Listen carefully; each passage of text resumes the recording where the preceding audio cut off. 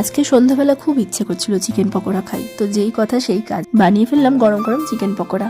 তার জন্য এখানে নিয়ে নিয়েছি 200 বোনলেস চিকেন।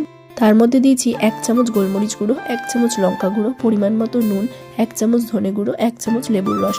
এই সব কিছু দিয়ে এই ম্যারিনেশনটা করে রেখেছিলাম আধা ঘন্টার জন্য।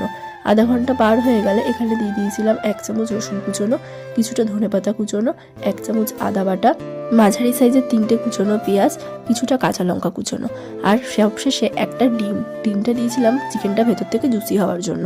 এরপর দিয়ে দিয়েছিলাম 3 চামচ কর্নফ্লাওয়ার, 2 চামচ চালের গুঁড়ো এবং কালার আসার জন্য 1 চামচ কাশ্মীরি লঙ্কার গুঁড়ো আর 4 চামচ মতন ব্রেড ক্রাম্বস, এটা দিয়েছিলাম একটু ক্রিস্পি হওয়ার জন্য। সমস্ত উপকরণ দিয়ে দেওয়ার পর মা এটা খুব ভালো করে মেখে নিয়েছে। আর এটাতে কোনো জল ইউজ করবে না, যেহেতু এখানে ডিম দেওয়া হয়েছে। তারপর মাখা হয়ে গেলে কিছুক্ষণ ম্যারিনেশনের জন্য রেখে দিয়েছিলাম আবারও আধা ঘন্টার জন্য। ম্যারিনেশন কমপ্লিট হয়ে গেলে এবার গরম গরম ভাজার পালা। এখানে ফ্লেমটা একদম লোতে রেখে ভাজার চেষ্টা করবে, তাহলে চিকেনটা পুরো ভেতর থেকে সেদ্ধ হবে, কোনো কাঁচা ভাব থাকবে না। 2 পিঠ ভালো করে লাল করে ভাজা হয়ে গেলেই এখানে ভালো করে তেলটা ছেঁকে তুলে নেওয়া হচ্ছে। রেডি আমাদের গরম গরম চিকেন পকোড়া। আর এর সাথে একটু স্যালাড আর সস না থাকলে জমে।